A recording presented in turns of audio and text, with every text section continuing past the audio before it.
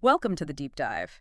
Today, we're diving into a topic that's just increasingly relevant for all of us: navigating the digital world as a senior in 2025. Mm. Technology is so woven into our lives, staying in touch, accessing It services. really is everywhere. And while loads of seniors are definitely embracing this digital shift, we also know that while getting to grips with new technology can sometimes feel like a bit of a challenge. Absolutely. And our goal with this deep dive really is to take a closer look at some really helpful information. We want to pull out the practical tips, the essential knowledge, Yeah. and highlight both the amazing possibilities and, well, the potential hurdles technology presents for seniors. Hmm. We want to bring some clarity and, most importantly, empower you, the listener, to navigate this digital world with, confidence and maybe a bit more ease. We've gathered a really fantastic range of resources for this. We're going to explore articles specifically about teaching seniors technology, get into the nitty-gritty of email and smartphones, discover the ins and outs of video calls, cover the very basics of using a computer, step into online banking, figure out app Yeah, stores, the whole gamut. and finally, equip you with essential knowledge for online safety. So, where do we even begin? Let's start, I guess, with the core of it all: how technology is actually taught and learned. Well, what's really interesting here is how effective it seems to be to link new tech ideas to things people already get. Okay, like what? Like, for instance, if someone understands how a street address works, finding a specific place, that same idea of unique identifier suddenly makes the concept of a web address feel much more concrete. Ah, I see. So you're building mental bridges. Exactly. From the familiar to the unfamiliar, it just makes the learning process feel, well, smoother. That's such a smart way to think about it. It's not just about the mechanics then, is it? No, not at all. One of our sources really emphasized explaining why. Why should someone bother learning this new thing? The relevance factor. Huge. Yeah. They gave a great example, showing a senior photos of their grandkids they've never seen, all on Facebook. Suddenly, learning Facebook isn't just a chore, it's... It's a pathway. Ah! Pathway to something really meaningful. Yeah. Yeah, relevance is a massive driving force. And once you've got that connection, that buy-in, it's vital to use language that's, clear, Yeah. simple, consistent, Oh, definitely. Avoiding the jargon. crucial. If there are 5 ways to say something technical, pick the easiest one. Every time. Absolutely. We've all been there, swamped with complex terms. And our sources also highlighted taking things slow, right? Allowing time for it to sink in. Yes, it's not a race. That pause, that moment to just process the new information, that's key for actually remembering it later. And checking in, like asking if the pace is okay. Makes a world of difference. Yeah. Just making sure they're comfortable, not overwhelmed. And repetition helps too, I guess, reinforcing the main points. Definitely. It helps solidify the understanding, like building a foundation, brick by brick. And questions. Creating a space where people feel comfortable asking questions seems vital. Oh, absolutely. Some people might feel hesitant, worry their question is silly or something. Right. So specifically setting aside time saying, okay, any questions about that bit Mm, can make a huge difference. Plus, it shows the teacher where maybe things weren't quite clear. makes sense. And then there's the actual doing part, active practice. Critical. Absolutely critical. It's so tempting, isn't it, when someone's struggling to just grab the mouse and do it for them. Guilty. But that actually hinders learning in the long run. The physical act, tapping, clicking, swiping, that builds muscle memory. And confidence. That's the Yeah. big one, confidence. You're so right. Like learning an instrument you can watch all day, but you only learn by trying. Now, what about support between sessions? Our resources mention some platforms. Yes, some really helpful ones specifically for seniors, like Tech Boomers and ARRP. They offer free tutorials designed with older adults in mind. That sounds incredibly useful, like having a patient tutor on call. Exactly. Reinforces the learning, offers help whenever needed.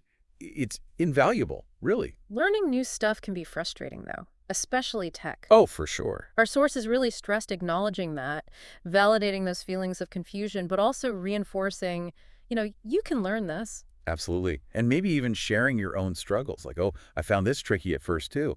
That can help. I know I've definitely had my moments trying to learn new tech. Me too. It builds connection, shows everyone starts somewhere, and finally, they mention the power of wow moments. Yes. Showcasing the amazing things tech can do. Like using Google Earth to see your childhood home again. Wow, yeah. Or having that first video call with family far away. Those moments spark real engagement. Imagine seeing your old street, a place maybe you haven't seen in decades. That emotional connection, it turns learning Google Earth from a task into something really personal. That's where the magic happens, isn't it? Shifting tech from stress to excitement. Okay, so great groundwork on learning. Now, let's dive into a tool that's pretty much essential. Email for seniors. Right. Email. It offers some really big advantages. Staying connected with family, friends, getting important health info like the NIH newsletter was mentioned. Okay. Accessing information, entertainment, maybe newsletters from local senior centers or hobby groups. Sure. And it can even be, good mental stimulation. But there are barriers too, right? Our sources mention things like privacy concerns. Definitely. Privacy is a big one. Also, just the feeling that it's too complicated to learn, or sometimes people just don't see the immediate need for it. Understandable concerns, but if someone is interested, where can they learn? There are some excellent resources. AARP's Senior Planet, GCF Learn Free, Skillful Senior, and often local libraries or community centers run introductory classes too. Good to know. So, getting started, how does that work? Is it complicated? Well, sometimes people get an email address from their internet provider, but the free webmail services like Gmail, iCloud Mail, Outlook, Yahoo Mail, they have real advantages for seniors. Like what? Portability is huge. You can access your email from any device, anywhere with internet, and you keep the same address even if you switch internet providers or move. That's a big plus. That portability is key. And do these different services have specific strengths for seniors? Yeah, the sources touched on that. Gmail is often seen as user-friendly, great spam filters, and features like voice typing can be helpful. Oh, voice typing. Interesting. Yeah. iCloud Mail integrates really well if you use Apple devices. Also strong spam protection. Outlook might feel familiar if you've used Microsoft stuff before. Good calendar integration. Okay. And Yahoo Mail, while maybe needing a bit more spam filtering sometimes, offers a ton of storage space. Great for photos and videos. Right. Now, we can't talk email without talking scams, a really important issue. Seniors are often targeted, unfortunately. Sadly, yes.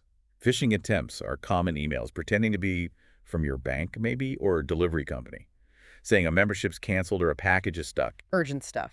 Exactly. Trying to create panic. Huh. Also, things like pop-up windows on your screen trying to trick you into calling fake tech support or downloading nasty software. They're getting so clever. Yeah. What are the red flags? What should people look out for? Some really vital tips came up. First, check the sender's email address really carefully.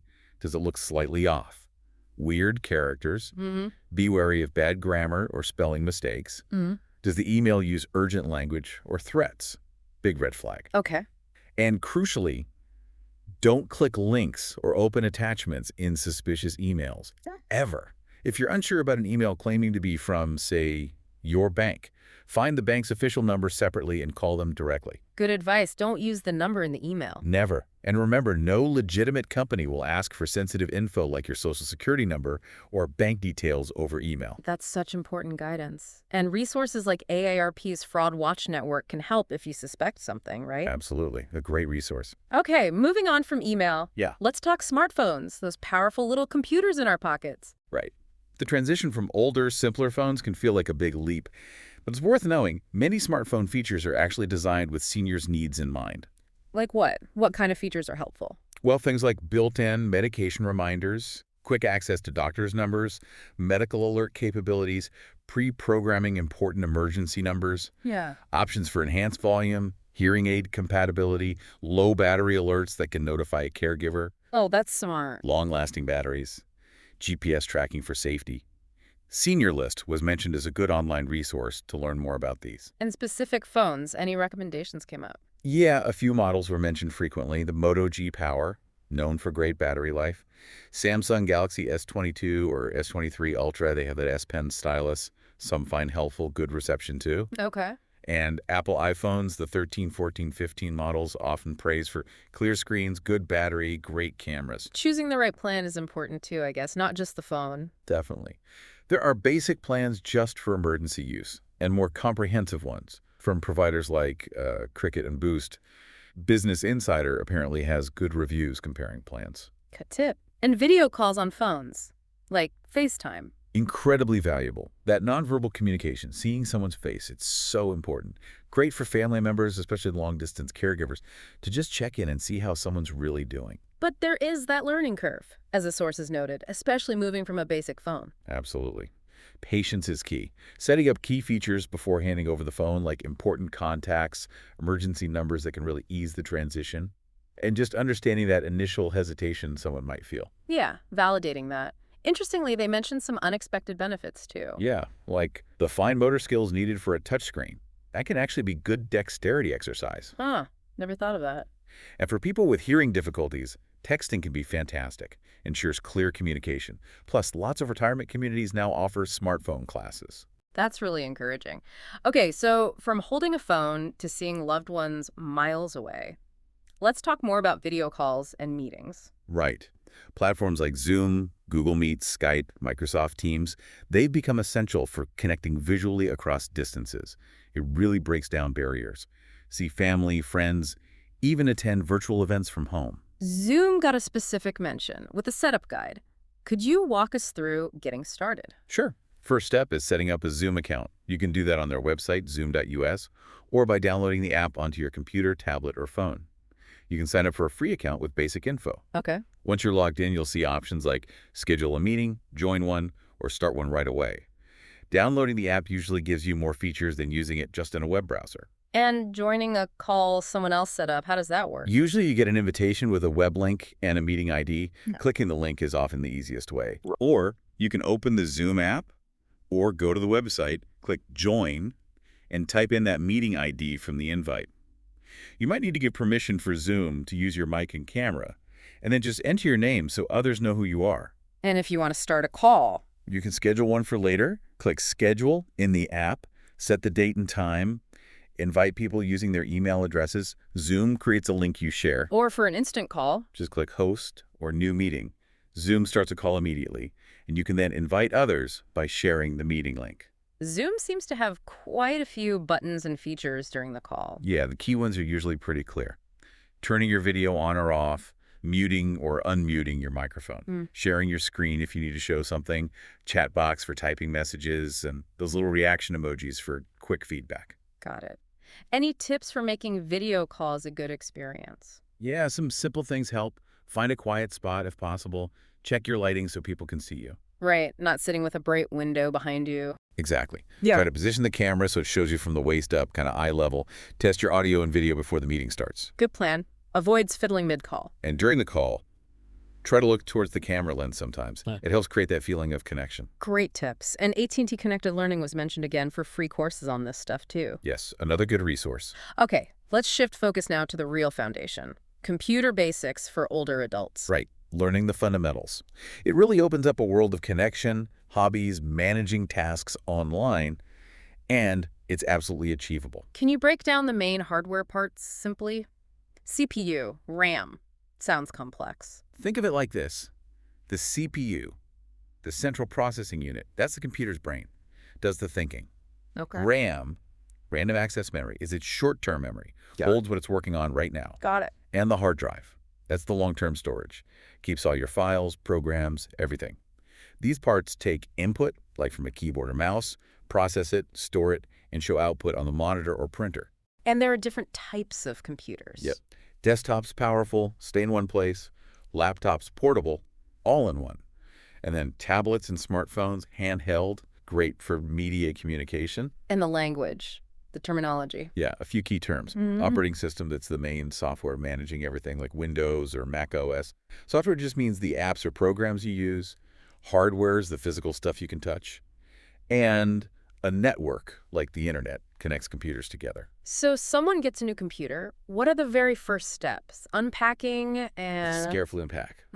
For a desktop, connect the monitor, keyboard, mouse. Plug in the power cord, press the power button. Right. The computer starts up and guides you through setup, choosing language, connecting to Wi-Fi, creating a user account, and definitely let it install updates right away. That's important for security. Okay, it's set up. How do you actually use it? Mouse and keyboard basic. Fundamentals, yeah. Left mouse button usually selects things, opens programs. Right button often gives more options, like a little menu. Scroll wheel moves you up and down pages. Keyboard shortcuts are useful too, like Shift-Rel plus C to copy, Shift-Rel plus V to paste. Understanding your operating system basics. Start menu in Windows, the dock in Mac OS, and just getting familiar with the desktop, the icons, the taskbar. That's how you navigate. And safety. Maintenance sounds important. Absolutely crucial. Get good antivirus software installed. Enable the firewall. Be super careful about clicking suspicious links. Keep your software and web browser updated. Those updates often fix security holes. Right. And don't forget physical cleaning. Dusting inside and out can prevent overheating. Maybe get help with the inside bits if you're not comfortable. Good point. How does it connect to the internet? You need an internet service provider, an ISP like Comcast or AT&T. They provide the connection. You usually connect via Wi-Fi, wirelessly, or with an Ethernet cable plugged directly in. A router lets multiple devices in your home share that internet connection, usually via Wi-Fi. And using web browsers, getting online, setting up email. Right. You use a web browser, Chrome, Firefox, Edge, Safari to get online. Type a web address in the address bar, or use a search engine like Google. Browsers use tabs so you can have multiple pages open. Okay. For safety, use pop-up blockers. Look for HTTPS at the start of web addresses. That means it's secure. Setting up email usually means choosing a provider like Gmail or Outlook, creating an account on their website, and then accessing it either through the browser or a dedicated email program. That's a really thorough overview of the basics. Great stuff. Now let's move to something convenient, but maybe a bit scary for some. Online banking. Yeah, online banking. Huge convenience factor. Checking balances, paying bills, transferring funds, depositing checks remotely, all from home. Especially helpful if mobility is an issue. But our sources acknowledge seniors might be understandably concerned, skeptical about security. How do you address that? It's really important to listen first. Acknowledge those concerns are valid. Then, gently explain the security measures banks use. Emphasize the convenience. Walking them through the registration and login step by step, patiently, that builds confidence. So what are the key steps to get started securely? Okay, first, help them find their account info and the correct online banking page on their bank's official website. No clicking links in emails. Right. Work together on creating strong, unique passwords. Talk about storing them securely, maybe written down safely, not just relying on memory. Make sure their computer has up-to-date antivirus. And strongly advise against using public Wi-Fi for banking, just not secure enough. And definitely review those phishing scam signs. Again, weird links, asking for personal info, typos, urgent requests. They target banking info too. Teaching them how to navigate the bank's website itself seems crucial too. It is. What seems obvious to us might be totally new. Show them the layout, how to click buttons, find balances, transaction history. See if the bank offers its own tutorials too. And for actually using it the first time, how to ease into it. Start simple. Log in. Check balances, look at recent transactions, get comfortable with just looking around first. Okay. Then move on to maybe paying one bill, then transferring funds. Doing it on a larger screen like a desktop or laptop initially might feel less fiddly too. And ongoing security. Anything else? Yeah, advise them to regularly check their online statements for anything unusual and see if their bank offers transaction alerts, text, or email notifications for account activity.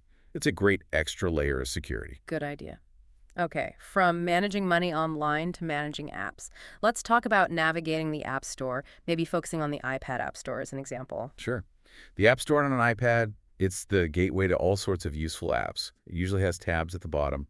Today, games, apps, arcade, and search. That Today tab often highlights interesting new apps. So if you know what you want, how do you find a specific app? The search tab, usually bottom right. Tap that, type the app name or keywords into the search bar at the top.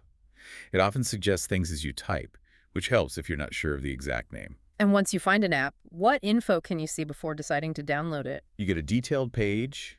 You'll see the app's icon, screenshots, maybe a video preview.